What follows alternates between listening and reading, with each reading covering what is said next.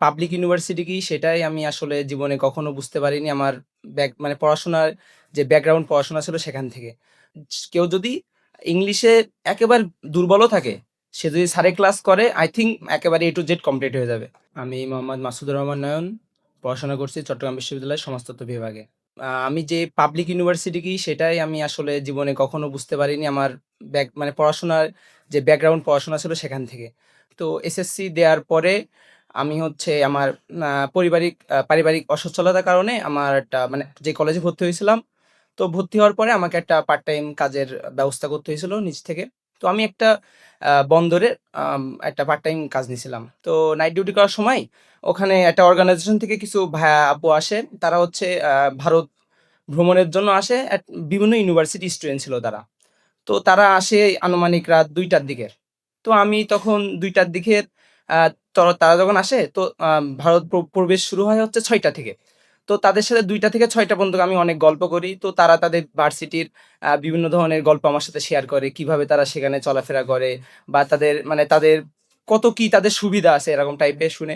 তো তখন থেকে আমার মনের ভিতরে জাগে যে আমি তো কেন পারব না পাবলিকান হতে? তারা তো সবাই পাবলিকান হইছে এবং আমি তখন তাদের সাথে Facebook এ এড হই। তো এড হওয়ার পরে তারা যেহেতু পাবলিক ইউনিভার্সিটি স্টুডেন্ট ছিল, ফেসবুকে আমার বিভিন্ন এড আসতে থাকে বিভিন্ন একাডেমির বা বিভিন্ন কোচিং সেন্টারের। তো সেখান থেকে আই এডুকেশনের সাথে আমার পরিচয়।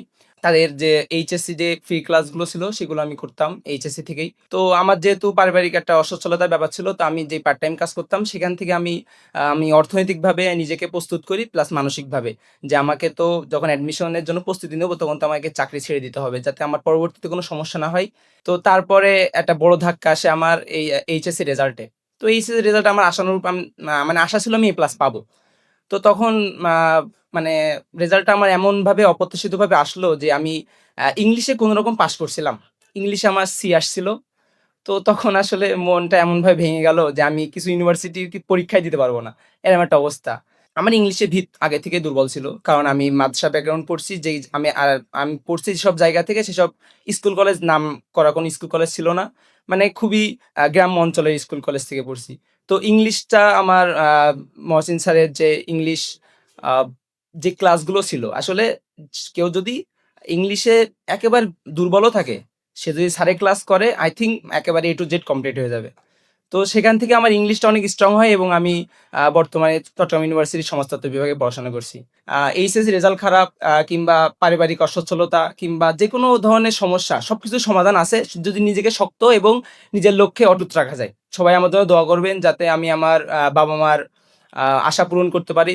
তারা আমাকে নিয়ে অনেক স্বপ্ন দেখে। আর আমি এখন আ মানে আমার পিছনে যে সবচেয়ে বেশি এফোর্ট দিয়েছে সে আমার আম্মুকে ধন্যবাদ দিতে চাইবো এবং আমাকে পিছন থেকে ভালোবেসে যাওয়া একটা মানুষ সে যে আমার পিতা। যিনি কখনো আমাকে বলতে পারেননি যে আমি তোকে অনেক ভালোবাসি। আমি এই মাইকের সামনে বলতে চাই, "আব্বু আমি তোমাকে অনেক ভালোবাসি।" সবাই আমার জন্য দোয়া করবেন। ধন্যবাদ। আসসালামু আলাইকুম।